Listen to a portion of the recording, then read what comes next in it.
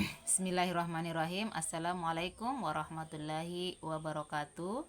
Perkenalkan, nama saya Fatima, NIM 22373022 dengan mata kuliah Metode Penelitian Pendidikan, yaitu saya akan mempresentasikan hasil proposal saya dengan judul Meningkatkan Kemampuan Motorik Halus Anak Melalui Kegiatan Kolase pada Anak Kelompok B TK PAUD Al-Kiram Kota Kendari. Poin A, latar belakang. Berdasarkan fenomena yang terjadi di lapangan di TK PAUD Al-Kiram tempat saya mengabdi, yaitu ada 12 anak didik, di mana 3 orang anak didik saya itu perkembangan motorik halusnya sudah baik. Selebihnya masih kurang. Mulai berkembang itu ada 7 orang anak dan baru berkembang 2 orang anak, terutama pada kegiatan pra-menulis, seperti cara memegang pensil yang belum benar dan cara menciplak bentuk-bentuk garis yang belum benar, serta cara menempel ke dalam bentuk gambar yang gerakan tangannya masih sangat terasa kaku. Bagian B, rumusan masalah. Berdasarkan permasalahan yang terjadi, maka rumusan masalah penelitian saya yaitu apakah kemampuan motorik halus anak dapat ditingkatkan melalui kegiatan kolase pada anak kelompok B TK PAUD Al-Kiram Kota Kendari. Poin C, tujuan penelitian saya. Tujuan penelitian saya bertujuan untuk meningkatkan kemampuan motorik halus anak. Kemudian poin D, manfaat penelitian. Manfaat penelitian yang pertama itu manfaat teoritas. Diharapkan dapat bermanfaat dan memberikan sumbangan ilmiah pada taman kanak-kanak khususnya tentang kemampuan motorik halus anak.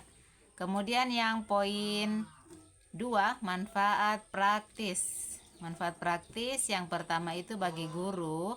Penelitian ini diharapkan dapat membantu mempermudah guru dalam mengembangkan kemampuan motorik halus anak. Poin B, bagi anak didik, peneliti ini diharapkan dapat meningkatkan kemampuan motorik halus anak. Kemudian yang poin C, langkah-langkah kegiatan kolase. Poin C, bagi sekolah, peneliti ini diharapkan dapat menyediakan sarana dan prasarana sesuai dengan yang dibutuhkan, terutama dalam masalah kemampuan motorik halus anak. Kemudian yang poin D, definisi operasional. Yang pertama itu kemampuan motorik halus meliputi gerak otot-otot kecil yang tidak membutuhkan koordinasi yang cermat serta ketelitian sehingga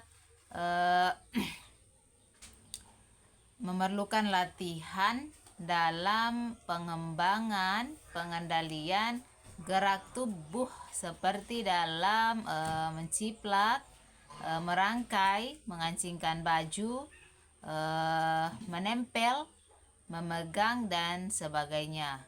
Kemudian yang poin kedua, kegiatan kolase. Apa sih kegiatan kolase? Kegiatan kolase adalah kegiatan menempel ke dalam bentuk gambar yang telah ditentukan. Kemudian kita masuk di bab 2, pengertian motorik halus. Menurut jurnal yang saya baca, yaitu menurut Enda tahun 2008, motorik halus itu merupakan perkembangan pengendalian gerakan tubuh melalui kegiatan yang terkoordinir antara susunan saraf, otot, otak, dan spinal cord.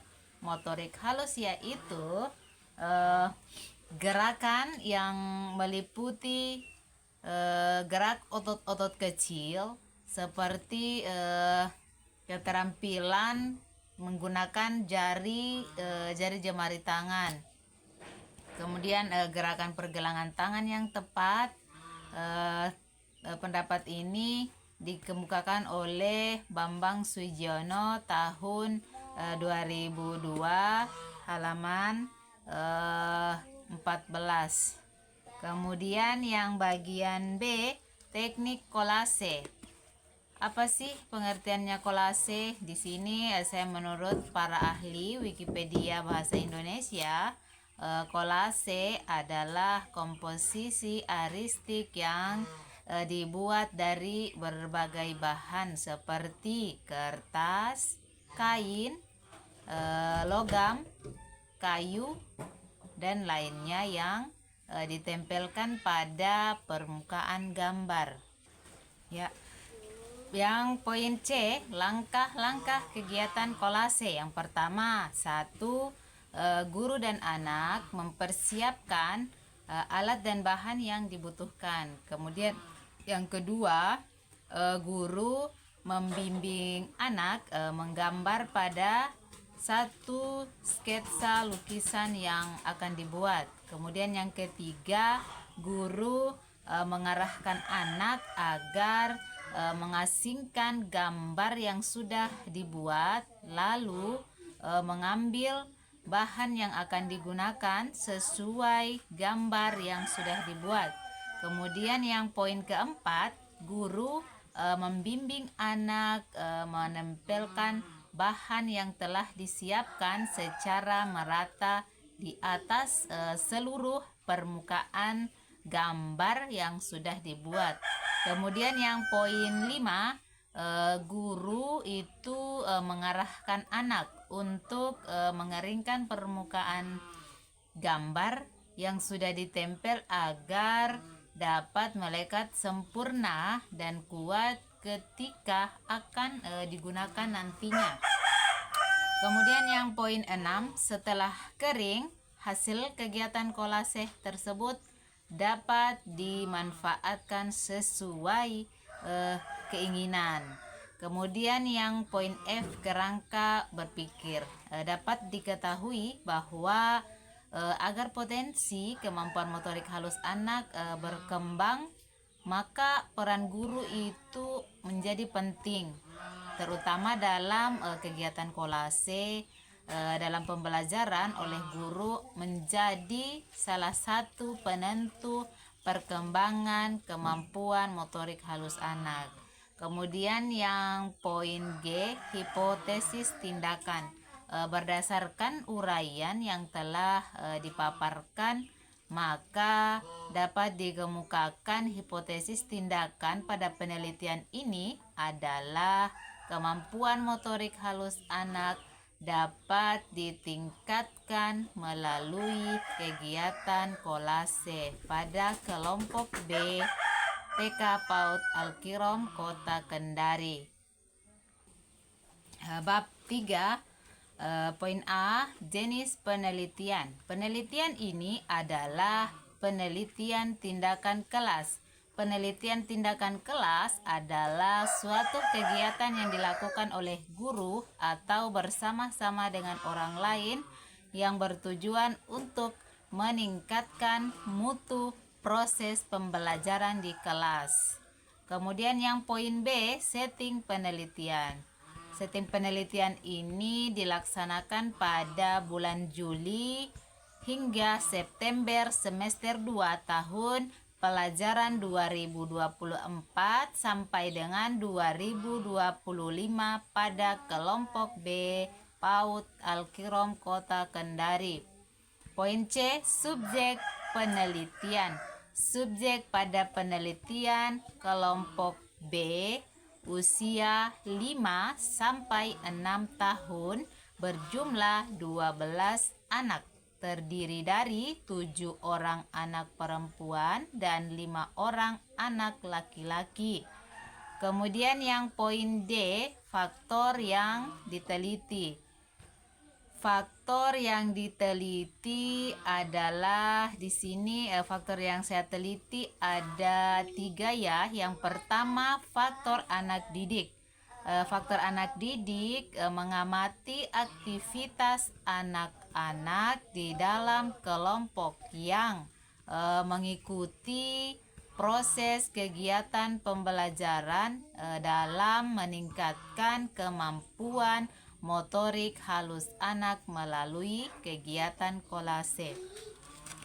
Kemudian yang poin 2, faktor guru, yaitu mengamati dan memperhatikan segala aktivitas guru dalam mempersiapkan dan melaksanakan kegiatan pembelajaran untuk melihat kemampuan motorik halus melalui kegiatan kolase.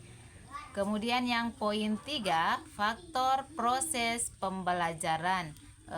Di sini media pembelajaran yang digunakan adalah media kolase yang dapat mendukung, memotivasi dan melancarkan kegiatan proses belajar mengajar sehingga meningkatkan kemampuan motorik halus anak. Dan kegiatan yang saya gunakan yaitu menempel biji jagung ke dalam pola gambar jagung. Baik, poin E, prosedur penelitian. Penelitian ini menggunakan prosedur penelitian tindakan kelas yang meliputi yang pertama itu perencanaan kegiatan yang dilakukan pada tahap ini. Yang pertama itu 1. Menyiapkan alat dan bahan yang digunakan. Kemudian 2. Membuat skenario pembelajaran berupa rencana pelaksanaan pembelajaran atau RPPH setiap kali pertemuan. Yang ketiga, membuat lembar observasi aktivitas guru dan anak didik selama proses belajar. Kemudian yang poin 4, mendesain instrumen evaluasi untuk setiap akhir tindakan dilaksanakan. Ya, poin B, pelaksanaan tindakan setelah perencanaan selesai. Tahapan pelaksanaan tindakan atau acting meliputi segala tindakan yang tertuang dalam rencana pelaksanaan pembelajaran atau RPPH. Kemudian di sini yang poin C, observasi. Evaluasi dilaksanakan pada akhir tindakan. Alat evaluasi yang digunakan berupa format penilaian yang telah disiapkan. Kemudian poin D, refleksi. Melalui refleksi guru akan menetapkan apa yang telah dicapai, apa yang belum dicapai, serta apa yang belum diperbaiki lagi dalam pembelajaran berikutnya. Terus teknik pengumpulan data yang pertama itu ada observasi dan dokumentasi. Observasi menurut Sustrisno tahun 1986 mengemukakan bahwa observasi merupakan suatu proses yang kompleks.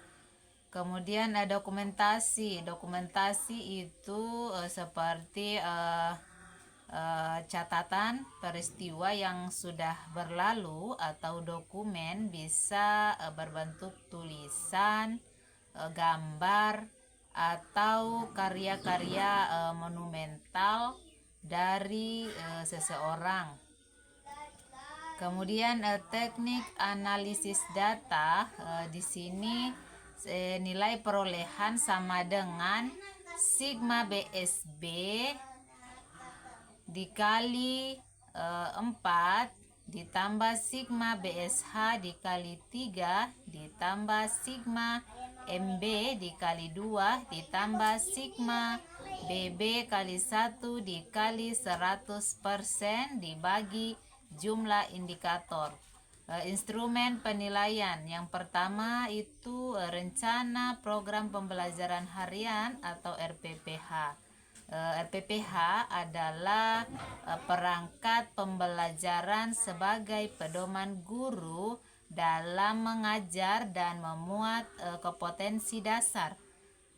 Indikator pencapaian hasil belajar tujuannya agar pembelajaran dan alat peraga serta penilaian. Kemudian yang kedua itu ada lembar observasi anak, yang ketiga ada lembar observasi guru.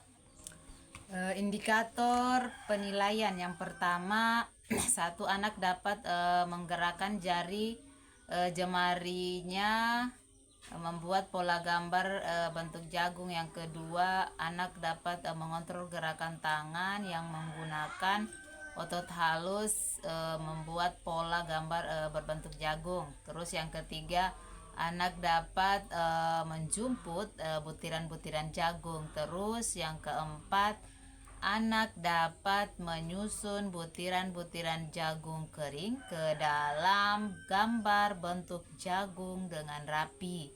Kemudian yang kelima, anak dapat mengkoordinasikan mata dan tangan membuat kolase gambar bentuk jagung secara utuh. Terus yang keenam, dapat melatih